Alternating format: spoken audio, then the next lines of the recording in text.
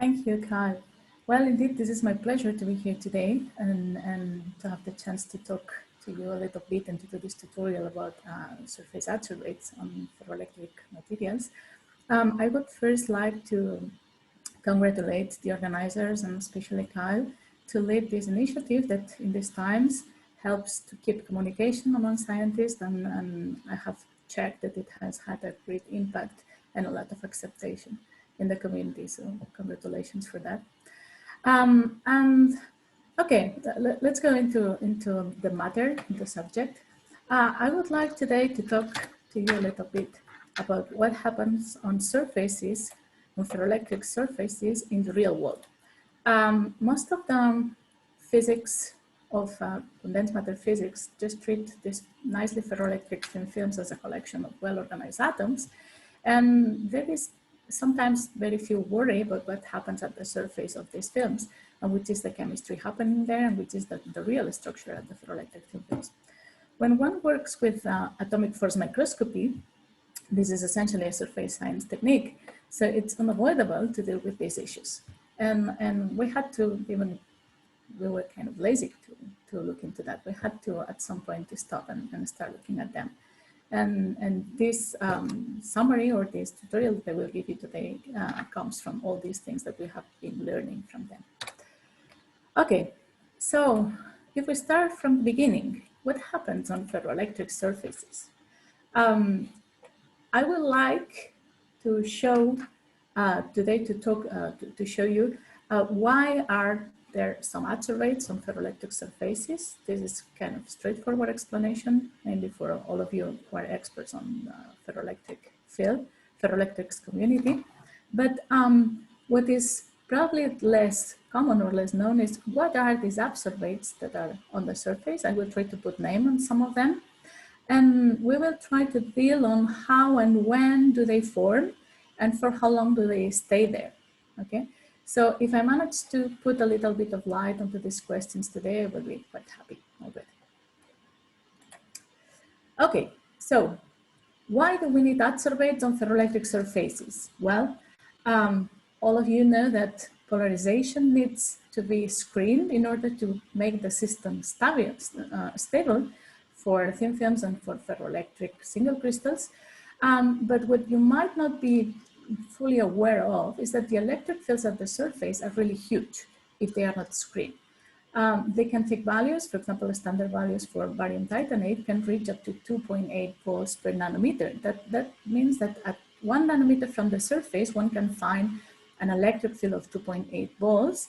And this is a number that might not be relevant to you, but if I tell you that the voltage that you need to split a water molecule is of 1.23 volts, then you realize that this voltage is twice the one that you need to split a water molecule. So it's significant electric field that is there, and of course it will interact with whatever adsorbate molecules that are in the atmosphere and interact with the surface.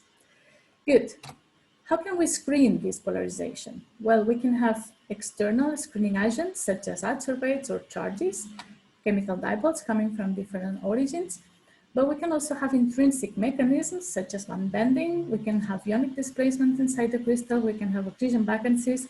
We can have chemical gradients inside the material itself that will help to promote also this screening if extrinsic mechanisms are not available. Or similar to ferroelectric systems, we can, the system can create domains in order to compensate for these strong electric stray fields at the surfaces. The size of these domains will scale with the thickness of the ferroelectric system that we are talking about. We will focus today on these extrinsic mechanisms, but we have to keep in mind that the intrinsic mechanism or the formation of domains might still be an active agent in our systems. Most of these let's say, extrinsic agents coming into the playground, for sure will be water mediated. So water will be the main element that we will care about on interacting with ferroelectric surfaces and looking for, which is the composition or surface adsorbates. Good. Water is everywhere. Water is in atmosphere in relevant percentage. Water is a dipolar molecule, and water affects polarization. And we all know that. Indeed, IEEE-UFFC have affected, and it's known that they affect the polarization dynamics. There are several studies that have dealt with this question. So it's easier to switch and to move the main walls when there is higher relative humidity. And that can be kind of straightforward explained because then water can deliver the necessary external screening agencies in order for these domains to switch and have a fast screening or a fast reservoir of screening agents such as ions. Indeed, we cannot look at the ferroelectric system without taking into account how this interacts with water or different types of atmospheres. And the real phase diagram of the ferroelectric, of the stabilization of the ferroelectric polarization depends on that background atmosphere, as for example explained by these ferroionic states or mixed electrochemical ferroelectric states in a paper delivered some years ago. But the other way around is also true. So as water affects polarization, polarization also affects water. And there are some studies from 10 years ago that determined that, for example, the freezing temperature of water was lower on polar surfaces as a function of the charge of the surface.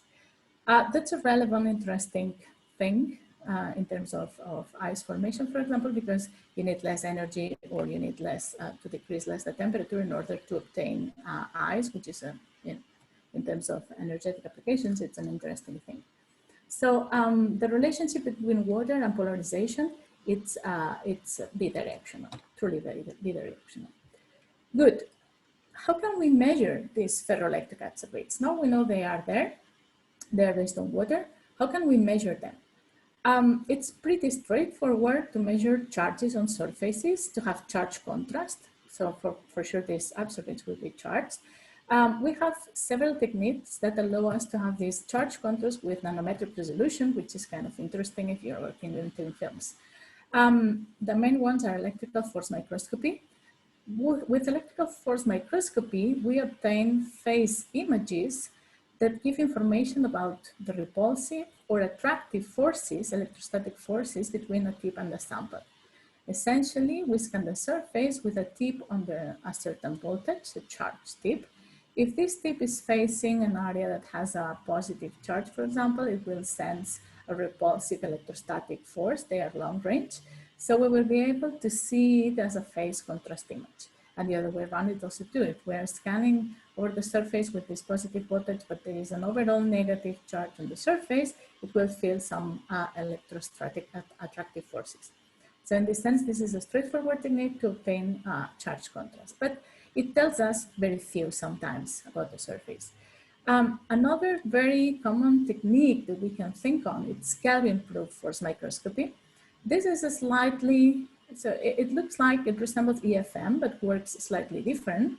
It works in such a way in which the output image is a direct measurement of the contact potential difference between the tip and the sample surface. So in this sense, this technique gives us quantitative measurements that tell us, relative to the material that the tip is made of, tell us which is the voltage that we need to take an electron out of the last occupied level of whatever material is on the surface. So in this sense, this is a little bit more surface sensitive than EFM and gives us straightforward information about the composition of the surface as well. Recently, there have been other development of other techniques, such as charge gradient microscopy, that indeed maybe doesn't look at the surface adsorbates, but it removes them. So the contrast is obtained by a current that is generated when a tip that is scanning in contact with the surface passes over the domain wall. And then there is a charge gradient between the two domains because the adsorbates or screening charges present on each domain are different. And this creates a current that is recorded and that gives direct information about the presence of this, let's say, the polarity and the presence of these screening charges.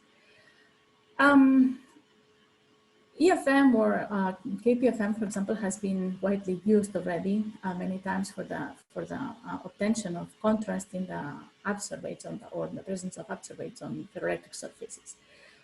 Some time ago, we already did some experiments regarding this, in which we were writing a down domain on an up polarized PZT thin film, and we were monitoring the contact potential difference, that is a direct relationship between let's say, how charged is the surface of this area versus time. So as a starting point, we could observe that the image had a negative contrast that corresponded to the polarity of the domain that was just written. So the system had no time to screen this polarization state, so we could observe the signal coming from the internal polarization. But then after some time, we completely lost the contours of the signal due to the presence of water at the atmosphere that was coming and helping to screen this polarization. And this was a measurement of the evolution of this contrast versus time. But we could play with this contrast, and by changing the temperature, which is an indirect way to change the relative humidity and make the atmosphere to increase the moisture or decrease it, we could see that this contrast was appearing and disappearing several times. And we could explain the appearance and disappearance of this contrast as a difference in the compensation between the surface charges that came to screen the polarization and the change of the polarization itself, as long as we were changing the temperature. So we could also use this Kelvin PFM to monitor the balance between the adsorbates and the internal ferroelectric polarization in that system, which strongly depend on the relative humidity. Okay, so all these techniques give us input about the charge contrast, but they give no information about the chemical identity of these ferroelectric adsorbates. If we want to have a chemical sensitivity, we need to move into somehow more complex tools. The straightforward one is chemical force microscopy, by which, by functionalizing an AFM tip with a certain type of molecule, the formation of chemical bonds between the molecules and the surfaces can be measured by creating these bonds and then breaking them by taking the tip out of the surface, so using kind of force curve measurements. But this is extremely tricky because it requires surface functionalization, and it's mainly, let's say, more practical or more recommendable in terms of biological systems, but probably not for ferroelectric adsorbates. There are some other techniques that give us kind of nanometric resolution and chemical sensitivity, such as combination of AFM with top films that was developed by Ovchinikova in the CNMS in Oak Ridge, by which they managed to evaporate some material of the surface by heating an AFM tip with a laser, and then analyzing this evaporated material with a time-of-flight analysis instrumentation. So in this way, they were able to quantify and identify by mass spectroscopy the elements that were disappearing from the surface. Maybe it's not really surface sensitive in terms of adsorbates because you need to destroy some little bit piece of material in order to analyze it. So the one that seems to be kind of more sensitive in terms of chemical identification while not destroying the surface can be, for example, ambient pressure XPS. We need it to be ambient pressure because somehow we like it. We like to study the systems in the presence of water atmosphere. This is the thing that resembles more ambient conditions. So we can work in systems like that with somehow low pressures, very low pressures, or pressures up to 4 millibars. So we are still far from atmospheric pressure, but it's enough to have some interesting input on the interaction between water and surfaces with a strong chemical resolution. The pity is that the spot resolution of the system is typically of some micrometers square area, so we don't really have a nanometric resolution. Okay, which is the simplest picture of water interaction with ferroelectric surfaces? Very naively, one could expect that when we have water molecules approaching the surface, if we have a positive polarized surface, what shall happen is that water can dissociate and it can create OH groups on the surface that might attach to the metallic ions present on the surface. This is the most probable picture. Why do we think on these hydroxyl groups? Mainly because these hydroxyl groups will come as extra negative charges. They are also dipoles, but they will come as extra negative charges that will increase the negative charge of the surface, so they can play the role of negative charges screening the positive polarization. They could be used in this way. Good. But then what happens in the opposite case when we have this down-polarized surface? Well, in this case, water will also split. It will also probably create hydroxyl groups. But in this case, these hydroxyl groups as extra negative charges should not help to screen this negative polarized surface. Instead, if the protons that come out from these reactions interact with oxygens that are already present in the system, in this case, these second, or what we call redox site groups, they do represent an extra amount of positive charge at the surface. So even they can look as similar chemical species, these ones contribute as positive screening of the surface, while these ones should not contribute in this sense. On the other hand, these protons that one can obtain after water dissociation can easily attach to water molecules and form hydronium, which is known also to have a positive net charge that can also help to screen these systems. So this could be the, let's say, the two principal suspicions that one may have in order to take advantage of water as a screening agent of ferroelectric surfaces. Good. So let's try to see if this simple picture, let's say, fits with real measurements. First time that we looked at that, we choose lithium iodide single crystals because this is a quite nice archetypal ferroelectric system, and it was pretty straightforward to obtain. So we played with these crystals. We took one of them, we broke it into two pieces, and then we put one piece up and one piece down. In this way, for the same crystal, we could observe and measure by ambient pressure XPS how the water was depositing on the surface of the crystal as a function of water pressure and as a function of temperature. Good. So from XPS, what we can, let's say, obtain is inputs of the different oxygen, in the case of the range of energies of oxygen 1s, the binding energies coming out from electrons that leave the core of oxygen atoms and have different types of environments. Let's say, in easy words, what we obtain is a spectra that can be deconvoluted on different peaks, and we can associate the position of these peaks with different species at the surface. So the main one is the contribution from the Woolcott site, but then we can identify some side peaks that we can correlate with the presence of hydroxyl groups, so of oxygens that are associated to hydrogens, or oxygens that are associated to hydrogens and also forming some hydrogen bonds with water molecules. And finally, we can clearly identify the presence of physisorbed water molecules on the surface.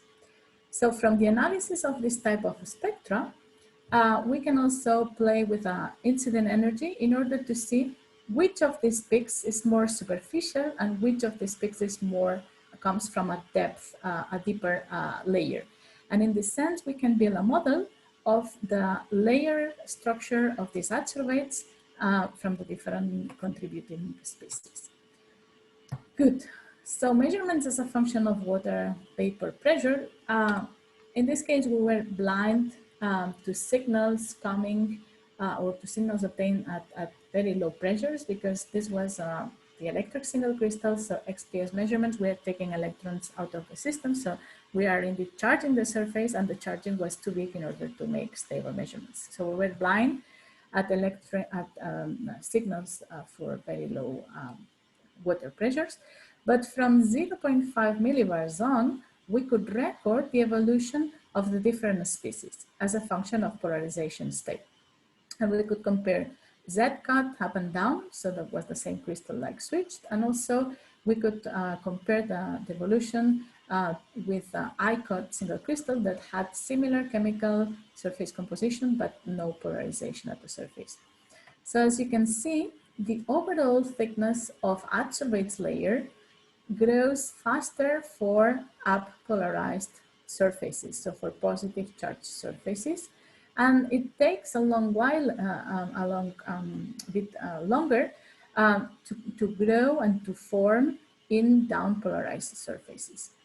If we analyze separately the contribution of OH groups and the contribution of water molecules, what we can see is that so at very low pressures, we have same type of contribution of hydroxyl groups for both samples, for both surfaces. But then when the first monolayer of water is completely formed, what we have is a clear decrease of OH groups for the down polarized surface and a clear increase of OH groups for the up polarized surface. What happens at this position? Well, at this position, what happens is that since we have a full monolayer water form at the surface, we have an onset of surface conductivity, so charges are free to move. So the OH groups that are present on the surface and that are not playing a role as screening agents, they can leave, right? So somehow this is what we are monitoring here, and this fits with the picture that we have up to now. And also the presence of these OH groups at the surface, this is the surface level of hydroxylation, helps to stabilize physisorption of water. Water likes to lie on OH groups, they have nice affinity, so it's easier to form a nice water layer on surfaces that have a higher hydroxylation level. There is a saturation point from which the quantity of water then stays or looks the same for both polarization states. Good. In a similar way, we can monitor how these water molecules and these OH groups stay on the surface as a function of temperature. And surprisingly, we can detect that there is water molecules still remaining on the surface as water molecules, as species of water molecules, up to temperatures as high as 300 degrees. One, have in mind a simple temperature that is the water evaporation temperature, and it's 100 degrees Celsius. So one expects that we can remove all water from surfaces just by heating above 100 Celsius. This seems not to be true for ferroelectric surfaces. So water can stick longer there until very high temperatures. The presence of water is strongly correlated for this sample with the presence of OH groups. So as long as we have OH groups available on the surface, these water molecules can stabilize there. So this is telling us that in this system, water molecules might still be playing an important role in screening the polarization as dipoles. Okay, so that's the overall picture. That's nice. It fits with the initial hypothesis that OH groups may help to screen up polarized surfaces, and somehow protonated species might help to screen down polarized surfaces. The formation of, or the thickness and the composition of this adsorbate layer changes with the density of water. So when we are close to ambient conditions, we have kind of a big swimming pool already there, so too many water molecules there. But for low pressures, we can differentiate and we can see which species are coming first. Good. Awesome, everything works. But then the next question is, well, is this universal for all ferroelectric materials, or it depends on the system? So of course we checked. And after some studies, we realized that the water splitting on ferroelectric oxide surfaces does not only depend on polarization, but it shows some other very strong dependencies that I summarize here somehow. The main one is the chemical active sites presence at the surface together with the surface termination. So if we have atoms at the surface such as titanium, which is present in many ferroelectric materials, titanium is known to be a very good catalyst for water splitting reactions. So this plays a key role in the interaction of whatever surface with water, being it ferroelectric or not, and it changes the dynamics of the water absorption on surfaces. So for titanium containing systems, for example, this dynamics or this simple picture might not be fully true.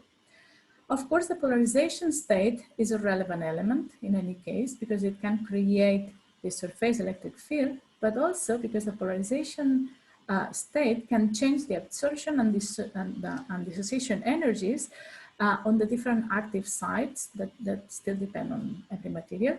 And finally, what comes out to be also a relevant factor into determining which is the composition of adsorbates and the interaction of ferroelectric surfaces with water is the bulk electric and photoelectric properties of the material.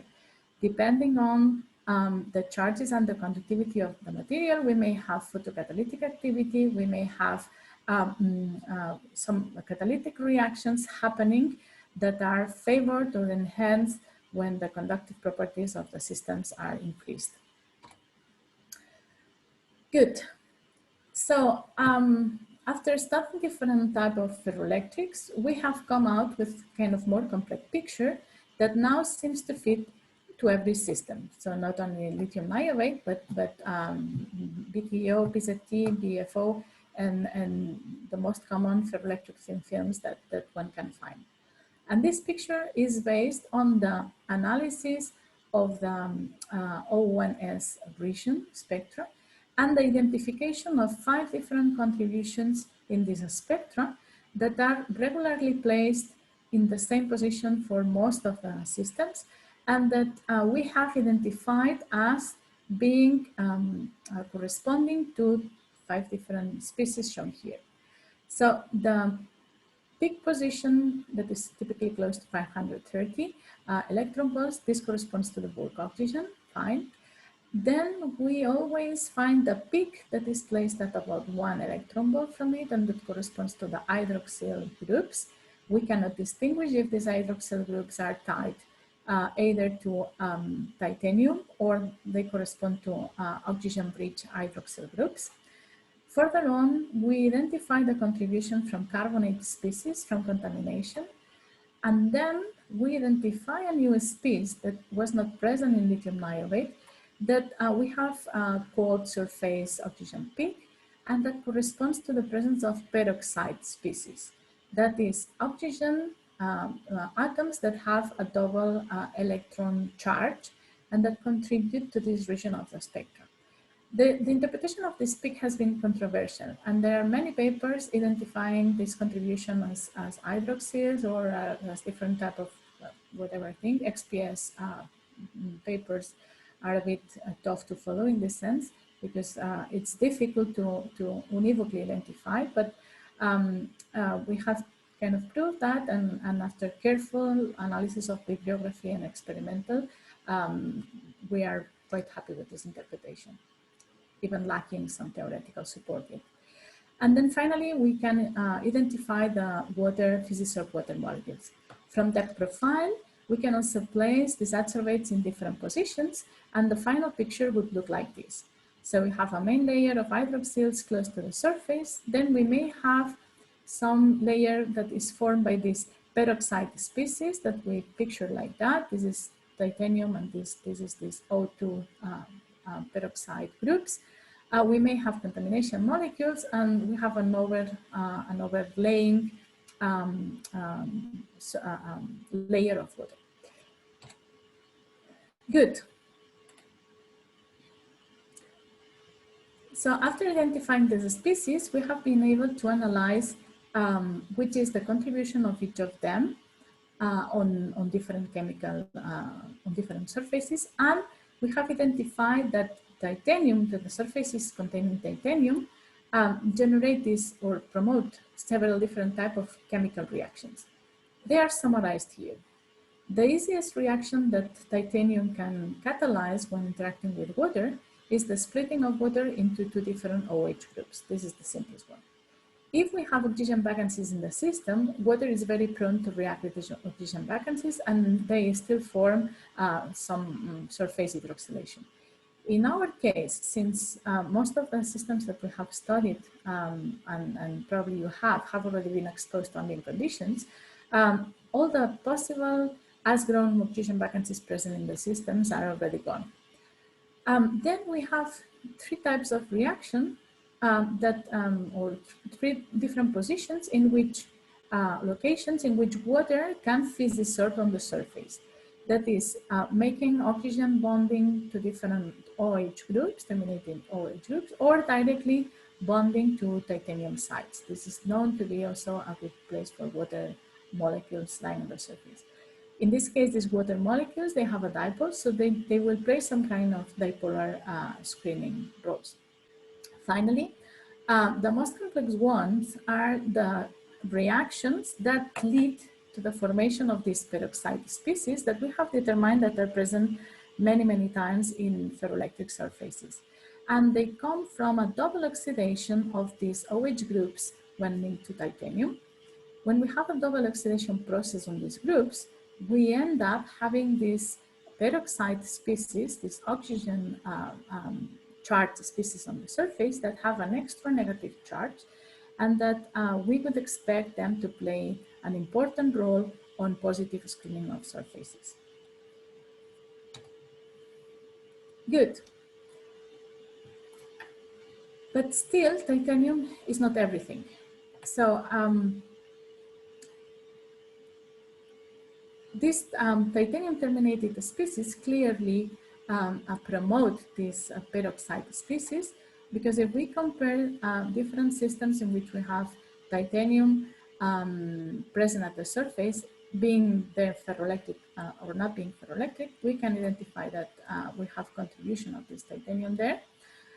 As compared to, for example, non-ferroelectric surfaces, but that they don't have this titanium contribution, the contribution of this surface oxide peak is lower. So this is a space that should be expected for ferroelectric systems containing titanium, as shown here, while hydroxyl groups may play a more important role when these peroxide species are not that relevant, such as in BFO. Good.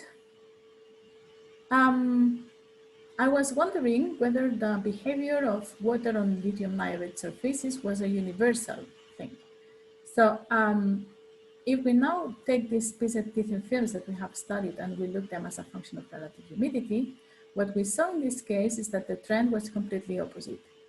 So the formation, the hydroxylation of the surface for piezoelectric lithium films was much higher for down-polarized samples as compared to up-polarized samples. This is the opposite trend as we observed for lithium niobate.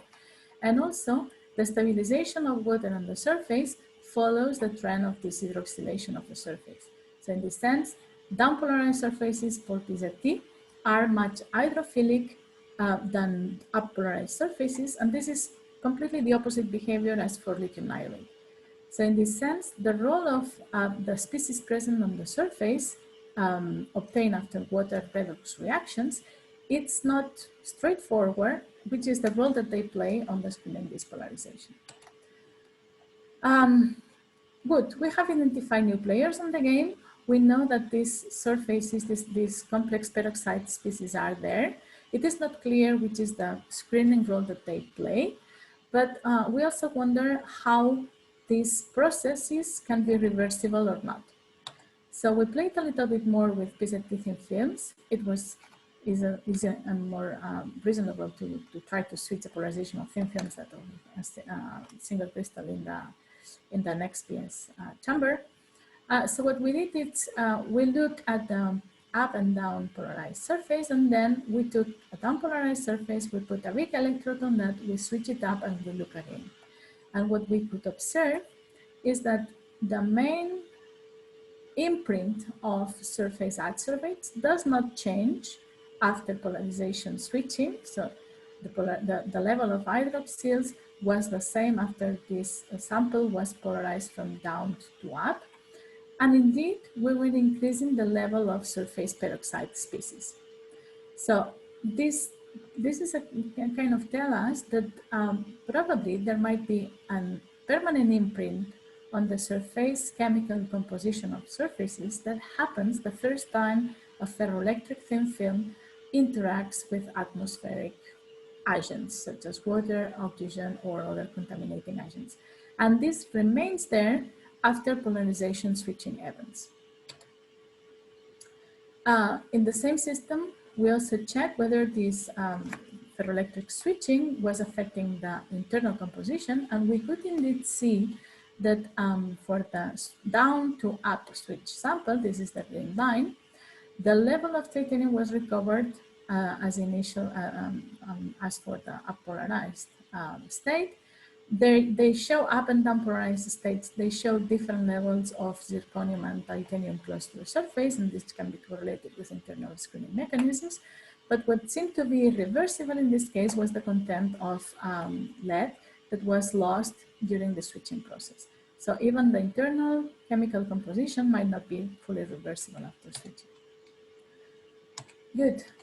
So, unfortunately, the distribution, what I have to tell you is that the distribution of adsorbates on the surface is much complex than what one could expect, especially if we have titanium on the surface. It probably depends on the initial polarization state of the sample, so the first time that the sample was placed on atmospheric conditions. It is not reversible, and the part of the internal chemical composition is neither reversible. So we are in trouble if we want to play with these adsorbates and kind of remove them and put them back, because there should be some degree of irreversibility. I don't want to go too much to make it too long, but just very briefly, this happened after, so this, let's say, imprint of adsorbates on the surface can also lead to some, so the ferroelectric switching can also lead to some permanent electrochemical change of the surface when we apply an electric field. So one way to monitor this is by Kelvin probe force microscopy and just measuring the charge contrast over time. So in this experiment, we took the same piece of thin films. We already knew that the surface had different composition as grown. So in one case, we switched the domains by applying an opposite voltage, but then we also were writing some domains by injecting some charges or by looking at what happened when applying some voltage to the surface that was not enough or not the right one to switch the polarization.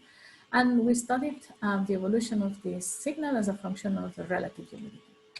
So what we could observe is that the trends were much different as a function of relative humidity, and they were different also for both domains.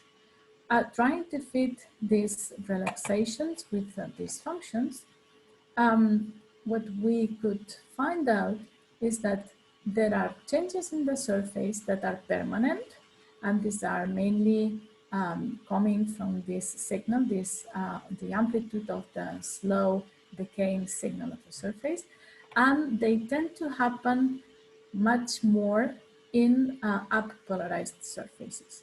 So when we try to switch the polarization by applying a negative voltage. Instead, permanent changes of the surface are much weak or much less when we are trying to write up polarized surfaces, that is trying to switch them down. So they are less sensitive to permanent electrochemical changes upon reversibility. So the down polarized surfaces seem to be in general more reactive. Good. So as a final kind of ideas to throw into the playground, why can we be interested in the dynamics and the electrochemistry of ferroelectric surfaces?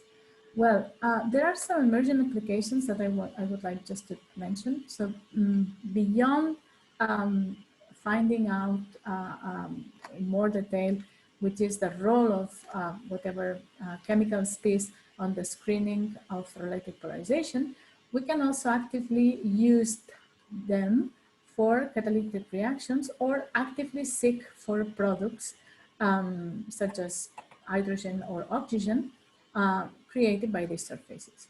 So some of the recent applications that are very interesting and that I just mentioned to try to attract your attention are pyrocatalysis or photocatalysis. So pyrocatalytic or photocatalytic applications of ferroelectric oxides would, similar to what is done by photocatalysis, help to promote reactions by using two things. One is the internal ferroelectric polarization field that would help to separate whatever charges that are created, for example, by the absorption of a photon. But also, since ferroelectric materials change the polarization magnitude as a function of temperature, by playing with temperature, we can change the amount of charges at the surface. We have already seen that in thin films. And this gradient of temperature can lead to this gradient of charges that somehow can promote reactions. So pyrocatalytic activity of ferroelectric nanoparticles or ferroelectric surfaces can help to clean water contaminants or just help in water photocatalytic processes. In this sense, it is critical to demonstrate the reversibility of this process and the reversibility of the surface absorbates. Otherwise, the efficiency of the application of such a system for these goals will be not really interesting. Okay, so just as a summary of all the concepts that I would like you to take home, my main message is that surface adsorbates can be chemically identified using different techniques. We still don't have the perfect tool to do chemical identification with microscopic resolution, but probably some interesting tools and operation modes of microscopies will come up soon and try to focus on this topic. Adsorbates on ferroelectric surfaces in ambient conditions are composed by much more complex products coming out from redox reactions that one could expect. So the simple picture of water splitting into hydroxyls and proton groups might not be correct in all cases, especially if we have titanium active sites.